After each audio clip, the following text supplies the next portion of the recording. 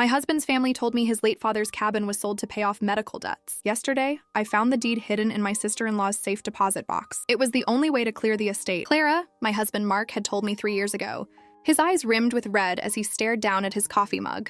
Dad's final months in the hospital cleaned him out. Selling the lake cabin was the only way to keep Mom from losing her own house to the medical debt. I remember wrapping my arms around him, offering silent comfort on our worn living room sofa. I knew how much that lakeside cabin in upstate New York meant to him. It was the place where he learned to fish, where his late father had carved Mark's childhood initials into the porch railing. To see it stripped away by the cold realities of healthcare costs felt like a tragedy. For 3 years, I felt a deep, protective sorrow for my in-laws, willingly picking up the tab for family dinners and holiday gatherings, because Mom was on a strict budget.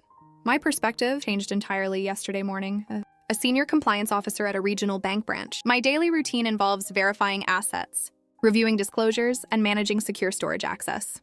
My sister-in-law, Brenda, also keeps a private safe deposit box at my branch. She had called me in a panic from the airport, explaining that she was flying out for a corporate retreat and had forgotten to pull her passport from the box before leaving. "Clara, please," she had pleaded over the phone, her voice breathless.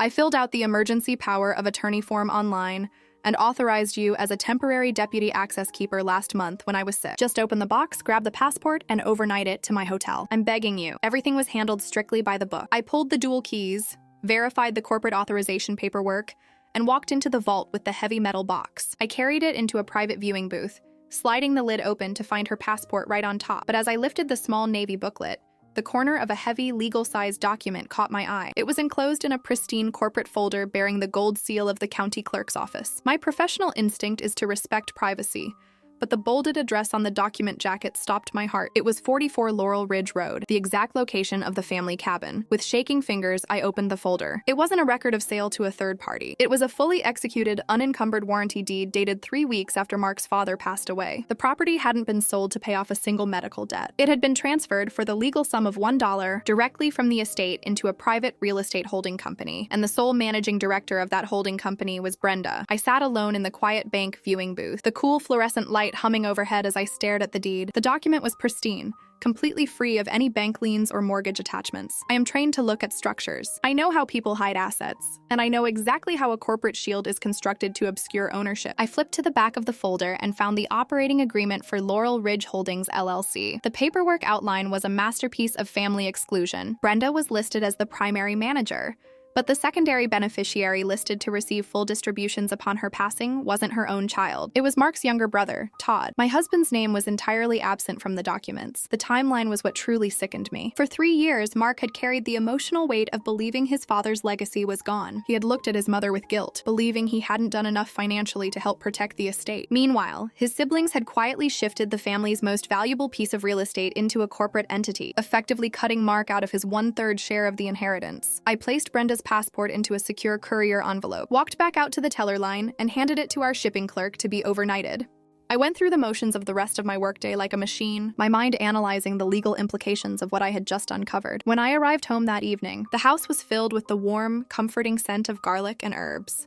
Mark was standing at the stove, humming to himself as he stirred a pot of marinara sauce. He looked up, his face lighting up with that warm, familiar smile that had anchored my life for 8 years. "Hey, honey," he said, stepping over to kiss my forehead. "How was the vault today?" I set my canvas briefcase down on the kitchen island, my hands cold. "Mark, do you remember the name of the probate attorney your mother used when your dad passed?" Mark paused, the wooden spoon hovering over the pot. A shadow passed over his face, the familiar look of old grief that always appeared whenever his father was mentioned. Mr. Vance, I think? Why do you ask? Did he ever provide you with a written accounting of the hospital bills?" I asked, keeping my voice entirely neutral, standard auditing tone. "The ones that forced the sale of the cabin?" Mark sighed, setting the spoon down. "Clara, we've talked about this. It was a dark time, and Mom handled the paperwork with Brenda. I didn't want to dig through the medical bills. It felt disrespectful to Dad's memory. Why is this coming up now?" "Because yesterday morning," I said, reaching into my bag and pulling out a crisp photocopy of the deed, "I had to open Brenda's safe deposit box. The silence in our kitchen was so absolute that the bubbling of the sauce on the stove sounded incredibly loud." Mark took the photocopy from my hands,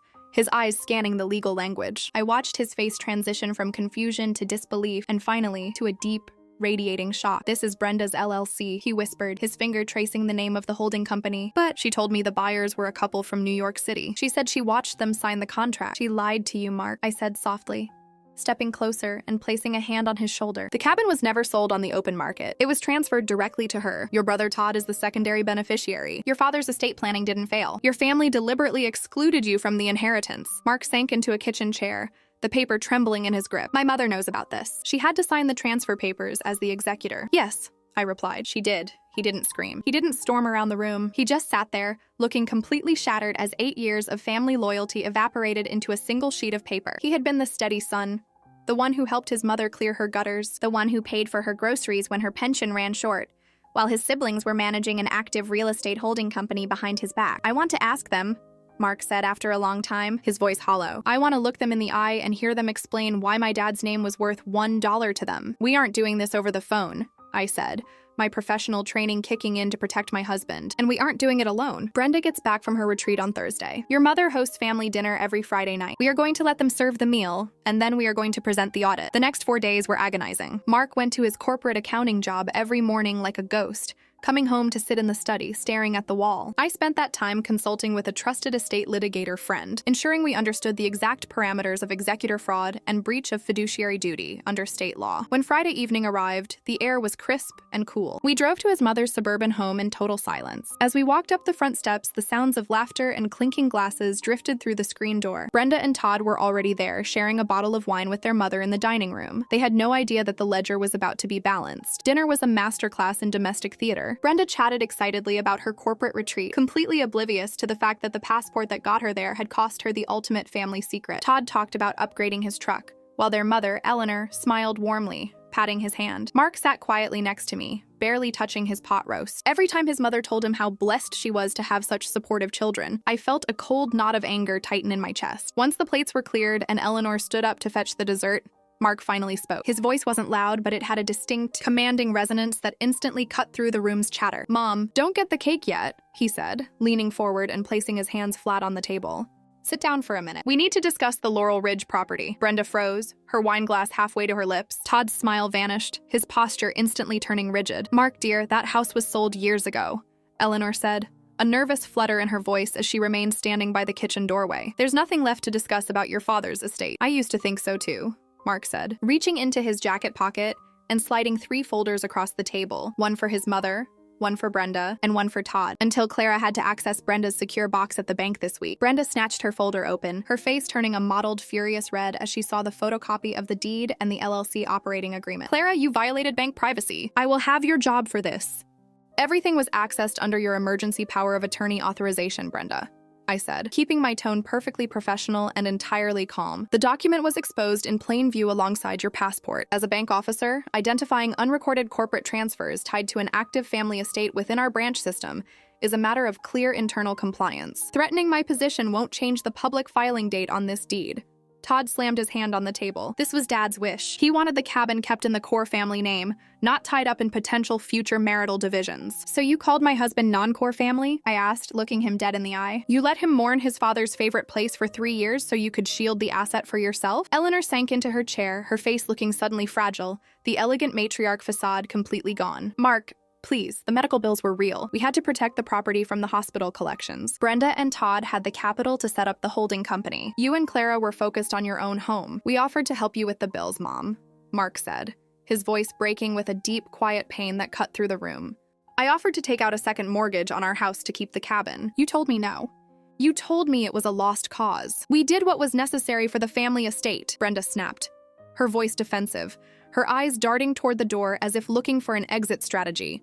It's legal, it's done, and it's private. It's actually a direct breach of fiduciary duty by the executor of an estate, I interjected, sliding a secondary legal memorandum across the table. Eleanor, as the executor, you are legally required to provide a true and accurate accounting of all assets to all named heirs. Transferring an estate asset for $1 to a private entity owned by 2 children, while telling the 3rd child it was liquidated to satisfy a debt, is fraudulent conveyance. Todd looked at Brenda, the arrogance completely draining from his posture. They both knew that a formal legal challenge would mean exposing the inner workings of their LLC to a judge, along with a full forensic audit of their mother's estate accounts. What do you want, Mark? Todd muttered, staring down at his silverware. You want to force a sale? Destroy the place Dad built just to get a check? I don't care about the check, Todd, Mark said, looking at his brother with a profound, quiet dignity. I cared about the truth, and I cared about the memory of my father, which the two of you have turned into a corporate tax strategy. Mark stood up from the table, turning his back on the family dinner that had become a display of calculated betrayal. He looked down at his mother, his expression a mix of sorrow and complete detachment. "My attorney will contact your probate office on Monday morning," Mark said quietly. "We are going to restructure the holding company,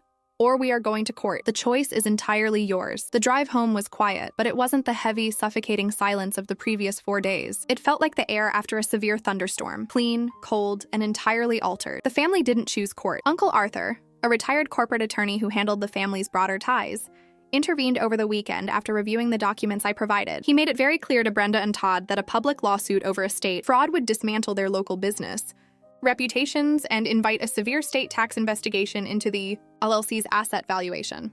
By Thursday afternoon, the legal restructuring papers were signed at our attorney's office. The Laurel Ridge Holdings LLC was completely dismantled. The cabin's title was transferred back out of the corporate shield and placed into an ironclad, three-way joint tenancy with right of survivorship, naming Mark, Brenda, and Todd as equal owners with equal maintenance responsibilities. No decisions regarding the property, renting, or future transfer can be made without unanimous written consent. We went up to the cabin this morning for the first time in 3 years. The autumn leaves were thick on the ground, covering the winding dirt path that led down to the water. The air smelled of pine and fresh lake water, exactly the way Mark had described it to me 100 times. Brenda and Todd weren't there. We had established a clear, structured calendar for property usage to ensure our paths rarely cross, setting up professional boundaries where family loyalty had failed. Mark stood on the old wooden porch, holding a cup of coffee as he looked out over the glassy surface of the lake. He walked over to the thick pine railing, his fingers gently tracing the faded childhood initials his father had carved there 30 years ago. "Are you okay?" I asked, stepping up beside him and wrapping my arm around his waist. "I am,"